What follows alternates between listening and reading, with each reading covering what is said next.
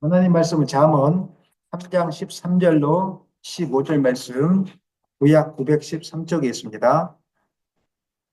다 같이 읽겠습니다. 지혜를 얻은 자와 영철을 얻은 자는 복이 있나니 이는 지혜를 얻는 것이 은을 얻는 것보다 낫고 그 이익이 정금보다 나음이니라. 지혜는 진주보다 귀하니 내가 사모하는 모든 것으로도 이에 비교할 수 없도다. 아멘. 하나님 말씀 제목 다 같이 읽겠습니다. 지혜는 진주보다 귀합니다. 아멘. 2025년도 새해가 밝았고 또 첫 주 예배로 드리는데 많은 기도 제목이 있을 것입니다. 그런데 제가 기도하다가 올해 안에 우리가 이루어야 될 것이 무엇일까, 가져야 될 것이 무엇일까 기도하다가 필요한 것은 지혜입니다. 올 한해 지혜를 소유하시기를 소망합니다. 세상을 어렵게 사는 것은 경제적으로 어려워서 어려울 수도 있고요. 또 건강이 약해서 어려울 수도 있습니다.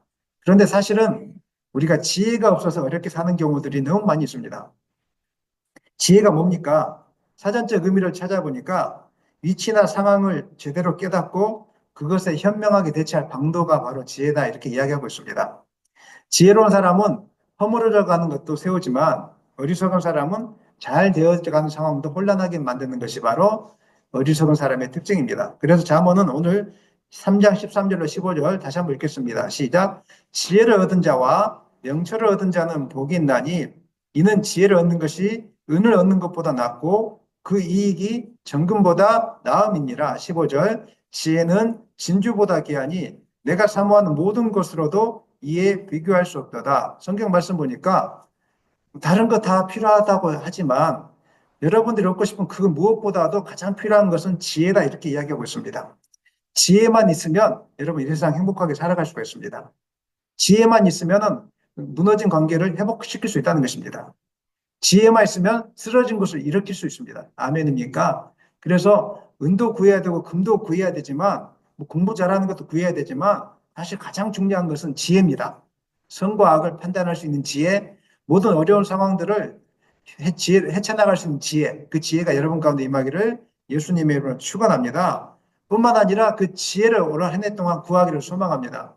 성경에 지혜로운 사람 이야기들이 많이 나오죠. 다 지혜롭습니다. 성경에 나오는 인물들이. 그 중에 지혜로운 사람 한 명을 들려고 하면 저는 이제 솔로몬, 우리가 많이 하는 솔로몬인데, 솔로몬 이야기 보면은 이솝 이야기나 이런 동화로 많이 나와 있습니다. 보니까 옳은 판결을 했던 그 두 여인이 한 아이를 들고 나왔죠. 그런데 각각의 아이가 비슷한 연령의 아이였던 것 같습니다. 갓난아이. 근데 한 여인이 잠을 자다가 아이를 아마 이렇게 잘못해서 아이가 사망을 했던 것 같습니다.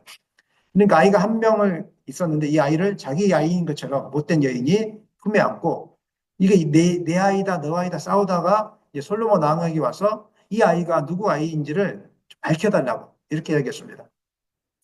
그러니까 솔로몬이 이제 하나님께 기도했겠죠. 어떻게 하면 좋습니까? 기도하다가 잘하는 묘책을 만들어냅니다. 아이를 반으로 나눠서 나눠주면 되겠다. 어때, 담비야? 아이를 반으로 나눠주면 좋겠지. 반반씩이니까. 어? 얼마나 지혜로워. 반으로 나눠주자. 이렇게 해가지고 주니까 가짜 엄마는 그렇게 합시다. 어차피 내 자식도 아니고 너 자식도 아니니까 어차피 그렇게 하십시다. 그런데 진짜 엄마는 나한테 내 품에 오는 것보다 더 중요한 것은 아이가 사는 것이 중요한 거예요. 진짜 엄마니까 내 소유가 되지 않을지라도 아이가 살아만 있게 해달라. 이렇게 해서 괜찮습니다. 제가 안 받겠습니다. 아이를 반으로 나누지 마시고 아이를 살려주십시오. 그러니까 솔로몬이 이 엄마가 진짜 엄마라고. 얼마나 지혜로운 판결입니까? 이 땅에 살아갈 때 이런 일들이 너무 많이 있습니다. 순간순간마다 우리가 결단을 해야 되고 판단을 해야 될 때가 있는데 잘못된 결정 하나가 나라를 어지럽게 만들고 교회를 어지럽게 만들고 사람들과의 관계, 가정을 어지럽게 만드는 일들이 많이 있다는 것입니다. 이 땅에서 우리가 살아갈 때 후회와 한탄을 하는 대부분의 이유는 지혜가 없기 때문에 그런 것입니다. 부모와 자녀 사이가 왜 화목하지 않습니까? 부모든지 자녀든지 지혜가 없어서 그렇습니다. 그 위기를 빠져나갈 수 있는 지혜가 있다면 충분히 극복할 수 있습니다. 다윗도 블레셋 땅에 가서 살려고 블레셋 땅에 도망갔는데 그 지혜롭게 미친 척하다가 살아났지 않습니까? 만약에 그 순간에 나는 이스라엘 땅의 왕이다 자존심 세웠다면은 그냥 죽었죠. 그냥 그런 자존심도 다 내려놓고 그 순간에 옳고 그름이 아니라 일단 살고 봐야 되겠다 싶어서 지혜롭게 미친 척 했더니 살아났다는 것입니다. 인간관계가 왜 잘 안 됩니까? 성격 때문입니까? 아닙니다. 지혜가 없어서 그런 것입니다. 나의 자존심을 세우려고 하다 보면은 인간관계는 다 무너지게 돼 있는 것입니다. 지혜 없이 자존심만 세우기 때문에 관계가 끊어지고 모든 상황이 악하게 흘러가게 되는 것입니다. 여러분, 과거의 삶을 한번 생각해 보십시오. 과거의 삶을 생각해 볼 때 내가 조금만 더 성숙했더라면 모든 걸 포용하고 넘어갈 수 있었을 텐데, 내가 조금 더 성숙했다라면 모든 것을 부드럽게 할 수 있었을 텐데, 이런 일들이 우리 가운데 많이 있었을 것입니다. 그런데 그 순간에 내 자존심 때문에, 그냥 어쩔 수 없는 상황이라고 핑계 때문에 그렇게 하다가 결국은 좋은 열매를 맺지 못하고 모든 상황을 악하게 흘러가게 만드는 그 핵심에 지혜 없음이 있다는 것을 여러분 기억하셔야 됩니다. 그래서 오늘 2025년도를 시작하면서 아이들도 그렇고 어른들도 그렇고 올 한 해 기도 제목, 가장 큰 기도 제목은 지혜입니다. 하나님이 주시는 지혜를 구하시기를 소망합니다. 성경에 보면은 지혜 없는 자, 미련하고 어리석은 자의 모습에 대해서 잠언에 많이 기록되어 있습니다. 그 특징을 제가 몇 가지를 말씀드리겠습니다. 첫 번째는 귀가 얇아서 아무 말이나 함부로 믿는 사람. 누구 옆에서 누가 무슨 돈을 벌었다고 하면 또 귀가 얇아지고, 또 애가 이렇게 해서 공부하고 내가 이 학원에 보내니까 공부 잘했다 그러면 또 이렇게 귀가 얇아져서 그렇게 가게 되고, 계속 누구 말만 듣다가 쫓아가는 사람. 왜 그렇습니까? 기준이 없으니까 그래요. 여러분 성격도 다르고요. 가지고 있는 물질의 양도 다르고 체력도 다릅니다. 남들하고 다 같을 수가 없어요. 중요한 것은 중심을 가지고 나가는 것이 중요합니다. 중심을 소유하기를 소망합니다. 두 번째는 나중에 한 번 더 다룰 게 있지만 말미에서 게으르는 사람. 게으르면 아무것도 이루지 못합니다. 어리석은 사람들은 게으릅니다. 자꾸 미룹니다. 아무것도 하지 못합니다. 세 번째는 부모를 괴롭히고 저주까지 하는 자. 부모에게 함부로 말하는 사람, 아주 어리석은 사람입니다. 네 번째는 교만한 사람. 하나님보다 자기 자신을 의지하고 자기 자신의 어떤 실력을 의지하는 사람. 그다음에 다섯 번째는 말이 많아서 남의 비밀을 누설하고 험담하는 자. 항상 이야기 중심에 남 이야기가 꼭 들어가는 사람. 여러분 올 한 해를 살아가면서 이야기할 때 남 이야기하지 마십시오. 누가 어떻더라 꼭 이야기 중심에 우리 그 여자분들이나 모이면 남자분들도 마찬가지겠지만 그 맛있는 커피 마시다가 괜히 또 옆집 이야기 꺼내고 커피 잘 마시다가 또 부모님 이야기 꺼내고 맛있는 음식 먹다가 갑자기 또 옆에 친척 이야기 꺼내고 절대 이거 도움 하나도 안 됩니다. 그거는 맛있는 밥도 맛없게 만드는 것입니다. 그러니까 그렇게 하지 않았으면 좋겠고요. 또 여섯 번째인가요? 입을 지키지 못하 여호와께 미움을 받는 자. 이런 분들이 있어요. 아, 나 아무렇게나 살 거야. 나 그냥 뭐 장가도 안 가고 시집도 안 갈 거야. 나 그냥 내버려둬. 막 이렇게 마음대로 살지. 나 병 걸려 죽어버릴 거야. 뭐 이런 거 있잖아요. 하나님 다 듣고 계세요. 말을 함부로 하지 않기를 소망합니다. 말의 입술의 열매로 하나님이 다 이렇게 맺게 해주신 거니까 좋은 말 해야 돼요. 한번 저를 따라 하시죠. 나는 하나님의 축복을 많이 받을 거야. 시작. 나는 하나님의 축복을 많이 받을 거야. 나는 올해도 잘 될 거야. 시작. 나는 올해도 잘 될 거야. 한 번 더 해야죠. 영적인 싸움에서 승리할 거야. 시작. 영적인 싸움에서 승리할 거야. 입술의 열매를 통해서 맺기 때문에 입의 말이 굉장히 중요하다는 것입니다. 나 인생 끝났어. 에이, 막 욕도 하고 이런 사람들은 어리석은 자고 지혜가 없는 자입니다. 그 다음에 뇌물을 좋아하고 술에 잠기고 악을 행하기를 즐거워하고 그 다음에 탐욕을 품고서 가난한 사람을 학대하고 재판할 때 악인을 변호하고 의인을 억울하게 하는 자. 그 다음에 잘못된 저울추와 말로 속이는 자. 절대 거짓말하면 안 됩니다. 무슨 일이 있어도 여러분 거짓말하지 않기를 바랍니다. 물론 지혜로운 말은 필요합니다. 제가 거짓말과 지혜로운 말은 다른 것입니다. 위기를 면면하는 그 지혜로운 말들은 필요한 것이지만 삶 자체가 늘 거짓이고 약속을 지키지 않는 것과는 다른 개념이라는 것입니다. 그다음에 쉽게 분노하지 마십시오. 이건 어리석은 사람들입니다. 분노하면은 판단 능력이 사라집니다. 모든 환경이 안 좋게 생각되어집니다. 우리도 뇌의 지배를 받기 때문에 감정의 지배를 받기 때문에 영적인 존재지만 절대로 분노하지 않으려고 애를 쓰셔야 됩니다. 그냥 분노할 일이 생기면 침묵하고 밖으로 나가버리십시오. 그 자리를 피하십시오. 절대 말하지 마십시오. 분노하는 그 순간에 모든 과정들, 결과물이 절대 좋게 나타나지 않을 것입니다. 그다음 마음에 미움과 증오심이 가득한 사람, 진짜 어리석은 사람입니다. 왜 증오심을 가지고 삽니까? 얼마든지 오늘 하루를 행복하게 살 수 있지 않습니까? 그런데 나에게 해코지 하는 사람, 그 한 사람 때문에 내가 증오심을 갖고 산다면 내 인생이 망가지는 거잖아요. 오늘 하루가. 맛있게 밥을 먹을 수 있고, 맛있게 차를 마실 수 있고, 오늘 은혜 가운데 예배를 드릴 수 있는데, 마음속에 증오가 가득하면 누가 힘든 겁니까? 결국은 자기 자신을 망치는 게 아니겠습니까? 자기 영혼을 망치고, 자기 자신의 삶을 망치는 거예요. 절대로 그냥 니는 네 삶대로 가고, 뭐 말을 해서 안 들으면 내버려 두세요. 내버려 두고 분노하지 말고 그냥 한번 저를 따라 하시죠. 하하하. 호호호. 웃고 넘어가세요. 웃고 넘어가세요. 이게 바로 지혜로운 삶의 특징이라는 것입니다. 어떻게 하면 우리가 지혜로운 지혜를 얻을 수 있겠습니까? 물론 하나님께 기도해야죠. 자, 첫 번째는 기도하는 게 맞습니다. 기도하는 거 외에 오늘 제가 여러분에게 세 가지를 짧게 이야기 드릴 것입니다.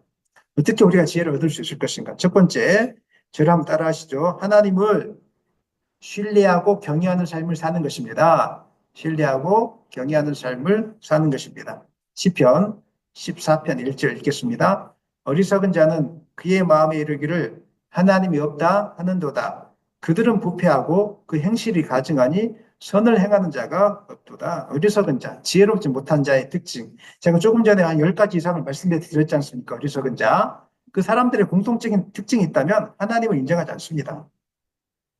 하나님께서 나의 삶을 인도한다는 확신이 없기 때문에 어리석은 선택을 하는 것입니다. 당장 오늘 하루의 삶만 집중합니다. 오늘 하루에 눈앞에 있는 내가 당장 그 10원짜리 하나를 벌어야 되겠다. 보니까 그 가게, 지금 자영업자가 어렵다고 하지 않습니까? 여러 가지 어려운 이유가 있겠죠. 그 중에 이제 일반적으로 볼 때 가게가 잘 되는 가게가 있고 안 되는 가게의 특징이 있습니다. 안 되는 가게는 당장의 이익만 눈에 봅니다. 그래서 손님들에게 맛있는 음식을 내어주기보다 재료만 아끼려고 합니다. 되는 가게들의 특징이 있습니다. 되는 가게들은 당장의 이익이 아니라 손님들의 기분을 좋게 만들어줍니다. 그래서 막 맛있는 것도 놔주고 자기가 더 먹다가 혹시 또 과일 같은 거 있으면 더 내어주기도 하고 이렇게 합니다. 지금 최근에 미국에 있는 기업이나 한국에 있는 그 유명한 기업들이 무너지고 있다고 하죠. 그 대기업들이 그 특징이 있습니다. 무슨 특징이 있습니까? CEO, 이사들을 세웠는데 특징이 바로 경영을 하는 사람, 이 돈을 만지는 사람을 이사로 세워놨더니 이 사람들이 하는 일이 무엇이냐면 돈만 아끼는 일을 계속 했다는 것입니다. 지금 최근에 보잉에 대한 문제들이 많이 터지고 있죠. 보잉의 CEO가 기술자로 CEO로 앉혀놨으면 기술력을 향상시키는 데 집중했을 텐데 언제부터인가 자꾸 돈 계산하면서 안 좋은 재료들을 쓰고 제가 전문 용어는 모르겠습니다. 하여튼 돈을 최대한 아끼는 방향으로 하다 보니까 비행기가 고장이 많이 났다는 이야기들을 제가 최근에 접했습니다. 우리가 아는 S기업도 그주 담당 CEO를 재물을 만드는 CEO를 해놨더니 기술 투자를 하지 않고 돈만 아끼는 방향으로 이렇게 하다 보니까 투자가 되지 않고 돈만 아끼다 보니까 결국은 망가지고 있다고 이런 결과들이 나오고 있지 않습니까? 마찬가지입니다. 어리석은 사람들은 하나님을 바라보지 못하기 때문에 당장의 눈앞의 이익만 바라봅니다. 그래서 당장 이 문제를 해결하지 않으면 안 될 것처럼 당장 내가 손해보는 것에 대해서는 두려워하고 멀리 있는 것을 바라보지 못하는 것입니다. 그런데 하나님을 믿는 사람들은 당장의 이익을 추구하지 않습니다. 지금 당장 내 삶이 어려워도 하나님께서 해주실 것이다. 믿으십니까? 나의 길을 인도하시는 분 누구시라고요? 하나님이라고. 여러분 그런 믿음 있으십니까? 아멘 한번 크게 하십시다. 아멘. 이 믿음이 바로 지혜의 근원이라는 것입니다. 하나님을 인정하지 않으면 사람들은 환경의 변화에 민감하게 반응하게 되고 사람들의 소리에 귀가 얇아지게 되는 것입니다. 그래서 어려운 일이 생기면 잘못된 선택들을 수없이 합니다. 마음이 얇으니까 하나님을 바라보지 못하고 사람을 자꾸 바라보다 보면 자꾸 사람 쫓아가게 되고 그런 환경을 스스로 만들어내게 되고 결국은 그런 사람들 때문에 여러분들의 인생이 여러분의 뜻대로 흘러가지 않게 되고 사람들의 흐름에 따라 시대의 흐름에 따라 흘러가게 된다는 것입니다. 그래서 여러분들이 문제가 생길 때 사람을 쫓아가기보다 저는 문제가 생길 때 하나님 앞에 엎드리기를 소망합니다. 습관을 그렇게 가져나가셔야 됩니다. 문제가 생길 때마다 누구 전화해서 힘들다, 어렵다 이렇게 하지 마시고 자꾸 그것도 말이 씨가 되면 힘들자고 자꾸 말하면은요 인생이 진짜 힘들게 되어집니다. 근데 힘든 순간에도 누구에게 말하지 않고 와서 물론 부모님과 좋은 분들하고 상의할 수 있겠지만 하나님께 기도하고 하나님께서 역사해달라고 할 때 우리의 머리도 다르게 성경을 보는 눈이 열리게 되는 것이고 삶을 인도하시는 하나님을 경험하게 될 것입니다. 이 세상을 살면서 무엇이 옳은 결정입니까? 저는 이 세상을 살면서 제가 옳은 결정을 했다고 생각한 적이 한 번도 없습니다. 그런데 하나님께 맡기니까 하나님 옳은 길로 인도해 주시더라고요. 제가 예를 들어서 교회를 운영할 때 많은 돈을 투자해서 은행에서 빚을 끌어다가 많은 시설을 하는 게 옳은 결정입니까? 아니면은 아무것도 하지 않고 가만히 있고 하나님께만 기도하는 게 옳은 결정입니까? 여러분 어떻게 생각하세요? 여러분이 담임 목사라면 어떻게 결정하시겠어요? 막 돈을 많이 투자해서 끌어다가 빚을 내서 하는 게 옳은 결정입니까? 아니면 돈을 아껴가면서 아무것도 하지 않는 게 옳은 결정입니까? 어떻게 하시겠습니까? 우리 집사님 어떻게 하시겠어요? 뭐가 옳은 결정이죠? 예. 옳은 결정은 아무것도 없습니다. 옳은 결정은 존재하지 않습니다. 단지 하나님을 의지하는 결정이 있을 뿐입니다. 혹시 빚을 내서라도 하나님을 의지하고 했다면은 그것이 옳은 결정이 될 수 있습니다. 반대로 빚을 내지 않았지만은 그것이 또 하나님 주신 마음이어서 기도하였다면 하나님을 의지했다면 그것이 또한 옳은 결정이 될 줄을 믿으시길 바랍니다. 무엇이 옳은 결정인지 모릅니다. 단지 두 사람 다 무슨 일을 하든지 하나님을 의지하지 않고 있다면 그건 잘못된 결정입니다. 하나님을 의지하는 가운데 하나님 주신 마음을 가지고 했다면 그것은 옳은 결정이 되는 것입니다. 왜냐하면 하나님은 우리의 실수조차도 선한 길로 바꾸시는 분이시기 때문입니다. 미래를 알 수가 없습니다. 하나님께 맡기는 사람만이 그 결과가 옳은 결과가 여러분 가운데 주어지게 될 것입니다. 삶 속에서 하나님을 인정하지 않으면 어떻게 됩니까? 1절 하반절 보니까 부패하고 그 행실이 가증하고 선을 행하지 않는다 이렇게 이야기하고 있습니다. 하나님을 인정하지 않으면 결국은 부패하고 악해서 교만해집니다. 하나님을 기억하지 못하고 자신의 의를 드러내기 때문에 그런 것입니다. 자신이 모든 나라 살림을 할 수 있을 거라고 생각하고 자신이 우리 가정을 살릴 수 있을 거라고 생각합니다. 사랑하는 여러분, 여러분이 여러분의 자녀 인생을 책임질 수 있겠습니까? 책임질 수 있다고 생각하는 그 순간에 자녀가 여러분 말을 듣지 않으면 막 분노하게 될 것입니다. 여러분 자녀 책임 못 집니다. 그렇게 키우면 안 됩니다. 우리나라가 왜 어지럽습니까? 5년 동안에 자기가 다 나라를 책임지려고 하기 때문에 어지러운 것입니다. 나라는 누구 한 사람이 책임질 수 없습니다. 나라는 하나님이 지켜주시는 것입니다. 믿으십니까? 근데 자기 시대 때 모든 것을 책임지려고 하기 때문에 이런 사단이 나게 되는 것입니다. 그러므로 인생의 참지에는 인생의 모든 길이 나에게 달려있지 않고 하나님께 달려있다는 것을 인정하는 것으로부터 시작한다는 것을 기억하시기 바랍니다. 저는 올 한 해 여러분들이 기도하는 일에 집중하기를 소망합니다. 힘이 들어도 어려워도 계속 기도하기를 원합니다. 그리고 말씀을 가까이 하기를 소망합니다. 말씀을 읽어내시기를 바랍니다. 그럴 때 하나님이 어떤 분이신지 깨닫게 되어지고 하나님을 의지하게 될 때 그 인생이 참 지혜로운 인생이 된다는 것입니다. 잠언 16장 9절 말씀 읽겠습니다. 사람이 마음으로 자기의 길을 계획할지라도 그 걸음을 인도하시는 이는 여호와시니라. 믿으십니까? 이 사실을 붙들고 나가셔야 됩니다. 올 한 해 동안 시작하면서 여러 가지 어려운 문제들이 있지만 그것을 막 옳은 결정이 무엇이냐, 뭐가 좋은 결정이냐, 그게 없습니다. 하나님께 기도하고 믿고 나아가면 하나님이 여러분의 길들을 인도해 주실 것입니다. 그리고 잠언 3장 5절 6절도 읽겠습니다. 너는 마음을 다하여 여호와를 신뢰하고 내 명철을 의지하지 말라. 너는 범사의 그를 인정하라. 그리하면 내 길을 지도하시리라. 하나님만 인정하면은 하나님이 순간순간 어떻게 해야 될지를 깨닫게 해주시고 바른 결정을 하게 해주시고 두려움이 사라지게 만드시고 여유가 있어집니다. 결정을 잘못하는 이유는 조급하기 때문에 그렇습니다. 빨리빨리 뭔가를 해야 된다고. 인생은 그렇지 않습니다. 우리 애들한테 공부시킨다고 해서 공부가 막 갑자기 늘어납니까? 그렇지 않습니다. 어떤 아이는 고등학교 졸업하고 나서 3, 4년, 5년 지난 다음에 머리가 트여서 갑자기 공부를 하는 아이들도 있어요. 어떤 아이는 너무 빨라서 3살 때부터 공부를 잘하는 아이도 있지만 알 수가 없는 거예요. 이건 우리가 재단할 수가 없어요. 중요한 것은 하나님을 인정하면은 하나님이 그 아이를 인도해 주실 거예요. 그래서 부모님들이 해야 될 것은 학원 보내는 것도 필요하겠지만은 아이를 위해서 축복해주고 기도하는 것입니다. 아이들 마음속에 성령이 들어가고 동기부여가 되어지고 해야 될 일이 보여지기 시작하면은 공부를 하게 됐어요. 저도 그랬어요. 저도 목적이 생기니까 공부하기 시작하더라고요. 목적이 생기기 시작하니까 영어를 공부하기 시작하고 목적이 생기니까 그 다음에 뭐 성경을 공부하기 시작하고 이렇게 되더라고요. 하나님이 주시니까. 그러니까 여러분들이 아이의 인생조차도 내가 책임지겠다 이런 생각들을 내려놓으시고 하나님이 이 아이의 인생을 책임져 주실 것입니다. 이 아이가 성령 충만할 수 있도록 아이들을 예배 시간에 자꾸 데려오게 해야 돼요. 기도 시간에 자꾸 데려오게 해야 돼요. 우리 참 잘하고 있는 겁니다. 우리 아이들이 자꾸 변화되게 될 거예요. 우리 옆에 아이들이 축복하십시다. 너 잘하고 있는 거래. 시작. 너 잘하고 있는 거래. 우리 아이들 기도 자리, 예배 자리 부모님들이 자꾸 노출시켜 주시길 바랍니다. 그럼 아이들 자라나게 되어 있습니다. 첫 번째 지혜를 얻기 위해서는 여호와 하나님을 경외하라 말씀드렸고, 두 번째 우리가 지혜를 얻기 위해서 또 중요한 게 있는데 지식과 지혜를 좀 구분할 줄 알아야 됩니다. 지식은 무엇입니까? 정보와 사실을 많이 아는 것이 지식입니다.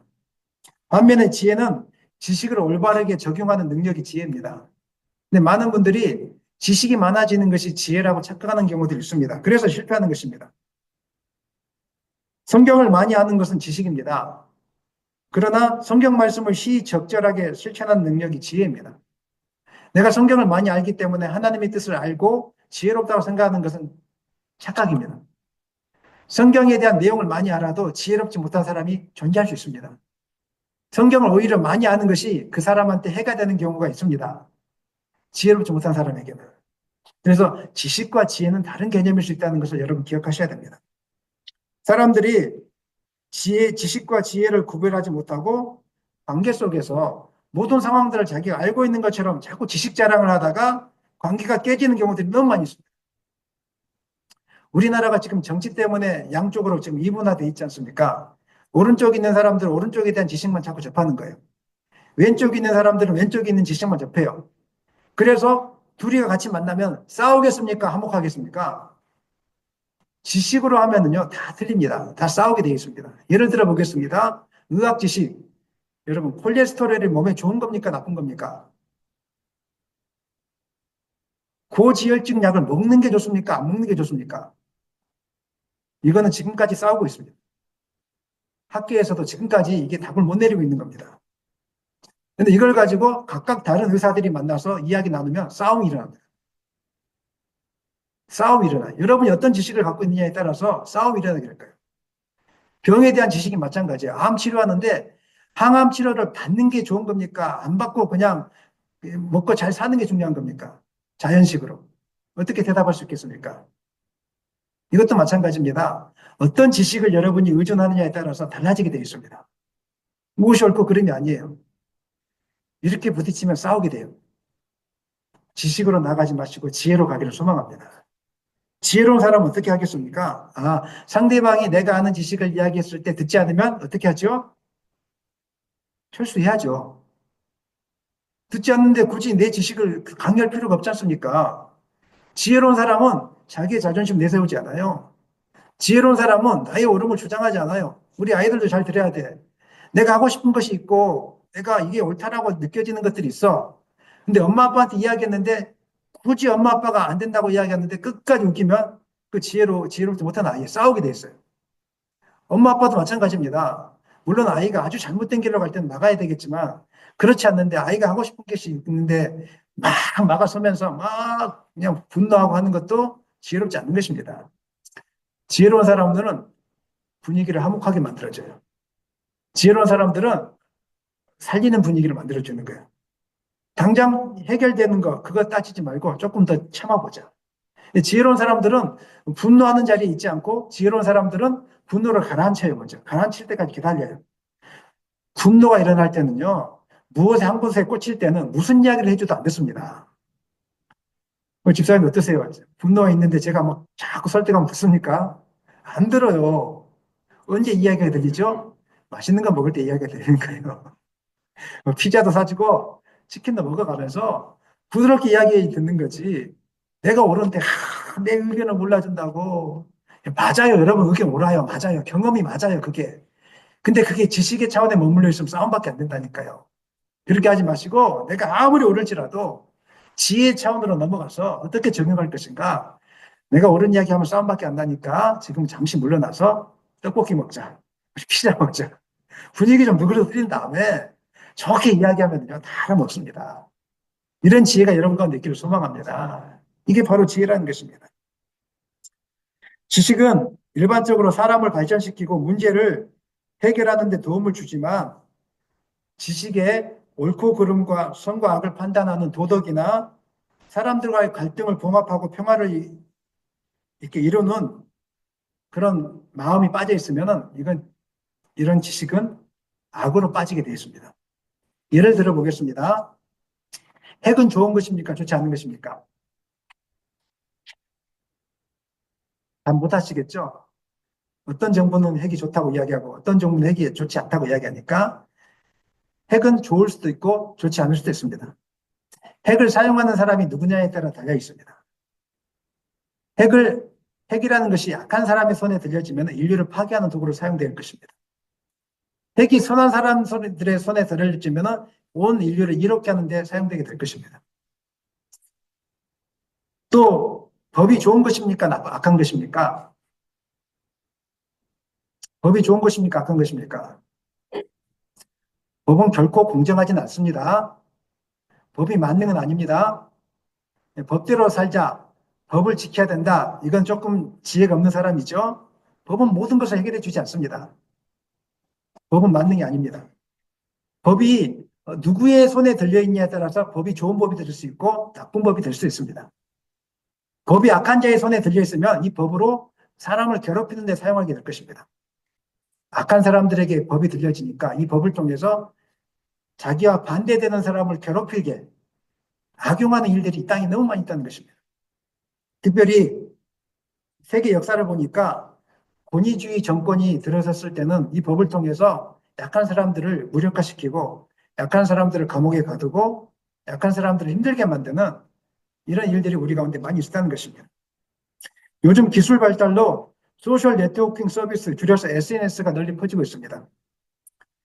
SNS의 장점은 세계 사람들을 쉽게 연결시켜주고 그 다음에 공통 관심사를 가진 사람들끼리 네트워크 연결시켜줍니다. 도움을 줄 수 있습니다. 그리고 자기가 생각하는 의견이나 뉴스, 콘텐츠를 쉽게 전파할 수 있는 그런 유익한 도구가 될 수 있습니다. 그런데 이 SNS가 잘못 사용되어지면 가짜 뉴스, 음모론, 허위 정보가 빠르게 퍼져나갈 수 있고 이 소식을 접한 사람들이 이 지식에 대해서 옳고 그름을 판단하지 못하고 그 지식을 그냥 받아들이기 시작했을 때 분열을 급속도로 앞당기게 된다는 것입니다. 오늘날 우리 사회가 극단적으로 흘러가는 이유에는 미국도 마찬가지입니다. 지금 정부들이 극단적으로 다 흘러가고 있습니다. 전 세계가. 그 이유의 중심에는 SNS가 있다는 이야기를 학자들이 많이 이야기하고 있습니다. 여러분 그 유튜브 많이 검색해 보시고 있죠? 유튜브 검색하면은 검색한 단어 하나만 검색하면은 그 내용이 계속 뜨죠. 그죠? 알고리즘이라고 방금 이야기해 주셨는데 예를 들어서 내가 빨간색 검색하면은 빨간색만 계속 떠요. 제가 최근에 오징어 게임 거기에 뭐 둥글게 뭐 이게 유행한다고 해서 오징어 게임을 검색해 봤거든요. 한번 검색했더니 제가 유튜브를 열 때마다 오징어 게임에 대한 기사가 쏙 뜨는 거예요. 그러니까 파란색을 좋아하는 사람들이 파란색 단어를 치면 파란색에 대한 기사만 계속 떠요. 그 빨간색을 좋아하는 분들이 빨간색 단어만 치면은 빨간색 기사만 계속 뜨는 거예요. 이렇게 하다 보니까 그 지식을 가지고 그 지식만 신봉하다 보면은 나라가 이제 분열되는 것입니다. 지금 우리나라가 이렇게 극단적으로 흘러갔던 이유의 중심에도 무엇이 있습니까? 지혜가 없이 자기가 알고 있는 지식을 신봉했기 때문에 자기가 알고 있는 지식이 전부라고 신봉했기 때문에 그걸 믿고 쫓아가다가 내가 옳아. 내가 가지고 있는 지식이 이게 정답이야. 정답만을 추구하다가 화목과 화합을 화평을 추구하지 않다 보니까 나라가 지금 분열되어지고 어려운 가운데 있다는 것입니다. 그래서 지식에 겸손을 더하지 못하면 이 지식으로 다른 사람들을 멸시하고 무시하고 멸망시키는 도구가 될 수 있다는 것입니다. 그래서 우리에게 지혜가 필요한 것입니다. 부부싸움을 많이 하는 사람들의 특징, 대화를 자세히 살펴보십시오. 그 특징은 이해하는 대화가 아니라 지식으로 상대방을 무너뜨리는 대화를 합니다. 예를 들어 보겠습니다. 그 라면을 끓일 때 수프를 먼저 내는 것이 먼저입니까? 아니면 면을 먼저 내는 것이 먼저입니까? 어떤 것이 맛있습니까? 어떤 것이 먼저입니까? 자기가 맛있게 먹으면 되는 것이죠. 맛있게 먹으면 되는 것이죠. 그런데 지식으로 싸웁니다. 아니, 여보, 수프를 먼저 넣고, 그 다음에 야채 넣고, 그 다음에 달걀을 푼 다음에 그 국물을 건져내고, 면은 따로 끓여서 하는 거야. 백종원 씨가 가르쳐 줬어. 이게 맞다니까? 막 이렇게 하면은요. 근데 상대방은 준 대로 먹어. 준 대로 먹어. 그냥 아무나 그렇게나 끓여도 맛있어. 내 방법이 최고야. 이 지식적인 싸움을 하다 보면은요. 싸움밖에 일어나지 않습니다. 여러분의 대화가 지식으로 대화하지 않기를 원합니다. 지식은 옳고 그름이 별로 존재하지 않아요. 그건 시대마다 달라질 수 있어요. 사람의 감정마다 달라질 수 있어요. 지식의 대화가 아니라 감정을 만져주는 대화가 되기를 소망합니다. 한번 저를 따라하시죠. 그럴 수 있겠구나. 그렇게 해볼게. 이렇게 상대방의 감정을 만져주는 대화를 하다 보면은 이게 바로 지혜로운 대화라는 것입니다. 올 한 해 동안 지식으로 대화하지 마시고 누가 옳고 그러냐. 예를 들어서 제가 설교 끝나고 났을 때 이렇게 말해줘도 괜찮습니다. 목사님, 오늘 설교한 부분에서 이런 부분은 좀 아닌 것 같습니다. 이렇게 말할 수 있어요. 전 들을 수 있습니다. 하지만 매번 끝나고 나면 목사님 얘기해 드렸습니다. 지식적인 대화가 아니라 목사님이 틀릴 수 있죠. 하지만 그런 것보다는 목사님, 오늘 이런 부분 가운데 은혜가 되었습니다. 본인이 은혜 받는 것들을 이야기하면 지혜로운 대화가 될 수 있지 않습니까?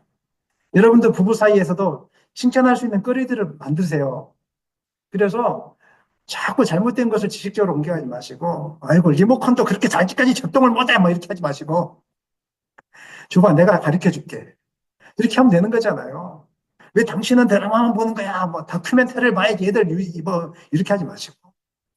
그 지식적으로 자꾸 접근하지 마시고. 아, 그럴 수 있겠구나. 내가 해줄게, 도와줄게. 이렇게 한다면 올 가정이 올 한 해 행복하지 않겠습니까? 그랬겠죠? 그래서 여러분들이 지식과 지혜를 잘 구별하셔서 지식으로 나의 옳음과 나의 어떤 월등함, 우월함을 좀 자랑하려고 하지 마시고 나의 지식은 아무 도움이 안 되는 거구나. 내가 100가지를 알지라도 아무것도 모르는 것처럼 상대방이 이야기 줄 때 상대방 이야기가 다 틀렸어요. 다 틀렸지만은 그냥 그렇군요. 한 번 더 따라 하실까요? 그렇군요. 그래야 싸움이 안 납니다. 우리나라 를 보십시오. 자꾸 자기 거 옳은 거 이야기하니까 싸움 나잖아요. 그러니까 그렇게 하지 마시고 틀릴지라도 지식은 어차피 다 틀리니까 뭐 내가 가진 지식이라고 다 맞습니까? 그렇지 않지 않습니까? 틀리니까 그렇군요. 이렇게 마시길 바랍니다. 첫 번째 우리가 지혜를 얻기 위해서 어떻게 해야 된다고요? 요 하나님 신뢰하면은 조급해지지 않기 때문에 막 쉽게 급하게 결정하지 않아서 실수하지 않습니다. 싸움 나지 않습니다. 두 번째는 어떻게 하라고요? 지식적인 대화하지 마시고 지혜롭게 감정적으로 이해해주고 받아주고 지식을 옳고 그름 따지지 말라고. 근데 마지막으로 중요한 게 있습니다. 제가 기도하다가 마지막 중요한 게 있는데 마지막은 우리가 부지런해야 됩니다. 아무리 내가 이 모든 것들을 알고 있을지라도 실행으로 옮기지 않으면 아무 소용이 없는 것입니다. 그래서 어떤 사람이 지혜로울 수 있는가? 부지런해야 됩니다. 한번 자기 자신에게 이야기할까요? 부지런하게 살자. 시작. 부지런하게 살자. 이렇게 살기. 게으름을 성경은 경계하라고 우리에게 수없이 이야기하고 있습니다. 잠언 6장 6절로 11절 읽겠습니다. 게으른 자여 개미에게 가서 그가 하는 것을 보고 지혜를 얻으라. 개미는 두령도 없고 감독자도 없고 통치자도 없으되 먹을 것을 여름 동안에 예비하며 추수 때 양식을 모으느니라. 게으른 자여 내가 어느 때까지 누워 있겠느냐? 내가 어느 때에 잠이 깨어 일어나겠느냐? 좀 더 자자, 좀 더 졸자, 손을 모으고 좀 더 누워 있자 하면 내 빈궁이 강도같이 오며 내 공핍이 군사같이 이르리라. 게으르지 말 것을 성경은 수없이 공부하고 있습니다. 게으름이라는 것은 습관이거든요. 그냥 미루는 거예요. 지금 당장 눈에 보이는 것을 빨리 치워야 되는데 다음에 치우지. 다음에 치우지. 그러면 주변이 완전히 쓰레기 더미가 됩니다. 그다음에 집안이 쓰레기 더미가 되면 찾아오는 감정이 있는데 우울증이 찾아옵니다. 집안이 깨끗하지 않으면 감정적으로 우울함이 생기기 시작합니다. 이렇게 찾아오게 돼요. 또 마찬가지입니다. 우리 아이들 공부하는데 공부를 자꾸 미루다 보면요 자신감이 사라집니다. 오늘 공부할 거 빨리 끝내버리고 놀아야 됩니다. 놀고 공부하면 자신감 사라집니다. 그리고 피곤해서 공부도 못합니다. 게으름은 성경은 죄악이라고 이야기하고 있습니다. 잠언 13장 4절 읽겠습니다. 게으른 자는 마음을 원하여도 얻지 못하나 부지런한 자의 마음은 풍족함을 얻느니라. 내가 좋은 생각들이 있어요. 지혜로운 생각들이 막 하나님이 주셔서 막 충만하게 넘쳐나요. 그런데 잠을 자버려요. 일어나지는 못해요. 밀어버려요. 이렇게 되면 아무 일도 일어나지 못합니다. 여러분 교회 오실 때도 마찬가지입니다. 여러분이 마음속에 먹고 있는 시간보다 30분만 마음속에 앞당기십시오. 이때는 아멘 한번 해줘도 괜찮습니다. 네. 30분 앞당기잖아요. 그러면은 30분에 도착하는 것이 아니라 45분 정도에 도착할 수 있습니다. 근데 여러분 시간이 보통 11시면은 10시 55분에 아마 맞춰놓는 경우들이 많아요. 마음의 시간을. 그러면 10시 55분에 도착하지 못하고 11시가 넘어서 도착합니다. 이 마음의 시간이 달려 있어요. 마음의 시간. 그래서 여러분이 마음의 시간, 어떤 약속이든지 30분 전에. 여러분들이 항상 마음의 시간들을 빨리빨리 맞춰놓고 부지런하게 올해 한 해 사시기를 원합니다. 그렇게 여러분도 기분이 좋아요. 그리고 얻은 것들이 많아요. 얻어지는 것들이 많아요. 왜 안 자고 싶겠습니까? 왜 안 쉬고 싶겠습니까? 왜 텔레비전을 안 보고 싶겠습니까? 왜 놀러 가지 않고 싶겠습니까? 이것들을 제어하셔야 올 한 해 얻을 것들이 많아지는 것이에요. 보세요. 4절 다시 한번 읽겠습니다. 게으른 자는 마음으로 원하여도 얻지 못하나 부지런한 자의 마음은 풍족함을 얻느니라. 부부가 열심히 부지런하면요. 싸움이 적어지게 되고 내가 먼저 나서서 무엇인가를 빨리 해버리면요. 다툼이 사라지게 돼 있어요. 빨래를 미루게 하면 다툼이 시작되는 것이고 설거지를 미루고 나면 다툼이 시작되는 것이고 청소를 미루고 나면 다툼이 시작되는 것이고 어디에 밖에 나가야 되는데 미적미적 되면서 빨리빨리 준비 안 하고 꼭 나갈 때 11시에 약속이 있는데 10시 50분에 그때부터 준비하게 되면은 다툼이 시작되는 거예요. 그렇기 때문에 지혜로운 사람은 부지런합니다. 게으른 사람이 지혜롭지 않아요. 부지런한 사람들이 지혜롭다는 걸 아시고 여러분들이 부지런하게 오늘 한 해도 사시기를 원합니다. 우리 히브리서 말씀도 한번 읽어보겠습니다. 히브리서 6장 11절로 12절. 우리가 간절히 원하는 것은 너희 각 사람이 동일한 부지런함을 나타내어 끝까지 소망의 풍성함에 이르러 게으르지 아니하고 믿음과 오래 참음으로 말미암아 약속들을 기업으로 받는 자들을 본받는 자가 되게 하려는 것입니다. 하나님의 약속을 받는데도 부지런해야 된다고 이야기하고 있어요. 믿음을 성장시키는데도 부지런하지 않으면 믿음이 자라지 않아요. 그래서 한 번 더 도전하기는 여러분에게 올 한 해 10시 성경 공부가 있거든요. 성경 공부는 제자 훈련이 아닙니다. 성경 공부는 여러분들이 1년 동안 성경을 읽을 텐데 혼자 읽으면 무슨 내용인지 모릅니다. 성경이 역사적인 흐름이나 시간적인 흐름으로 쫙쫙쫙 기록되어 있으면 이해하기 편한데 제가 읽어도 모를 때가 많이 있어요. 제가 그 시간에 오면은 성경 이야기도 해주고 이 내용은 어떻게 이런 자리에 있고 역사적으로 이런 순서에 있으니까 우리 아이들에게 큰 도움이 되어집니다. 이게 이제 콩나물 시루에 물 주듯이. 그래서 의무는 아닙니다만은 여러분들이 올해는 해보자. 내가 10시에 성경 공부 와서 애들 한 30분 정도 진행하거든요. 30분 정도 진행하고 또 간식도 먹고 그 다음에 찬양 가운데 예배하면은 기분도 좋아지고 이런 일들이 있으니까 우리 아이들은 너무 어린데 이렇게 하지 마시고 도전해 보세요. 성경 너무 깊이 있게 배울 수 있습니다. 하나하나 놓쳤던 것들을 배울 수 있어요.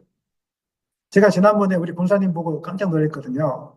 군사님한테 나만 장군이 그 치료되고 나서 자기 나라로 아람 나라로 돌아갔을 때 어떻게 돌아갔냐고 신앙 고백 예수를 하나님을 믿었냐고 안 믿었냐고 물어봤잖아요. 근데 우리 잘 모르잖아요.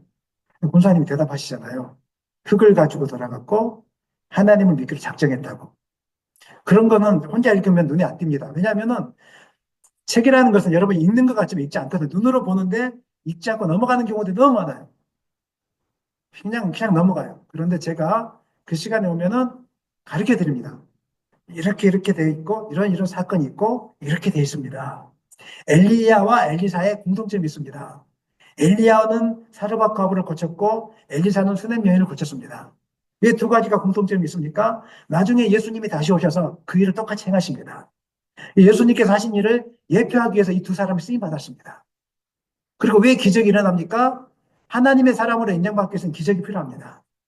예를 들면 제가 말씀을 전하는데 아무도 기적이 없이 말씀을 전하는 거와 제가 앞에서 기도하다가 병자가 일어나고 귀신이 떠나갔을 때 말씀을 전하는 것은 천지 차이가 있는 것입니다. 그래서 하나님이 그런 것들을 통해서 하나님의 사람으로 세워주기 위해서 기적을 보여주는 겁니다. 이런 것들을 제가 세상에 가르쳐 주거든요. 이건 평상시에 우리가 배울 수 없습니다.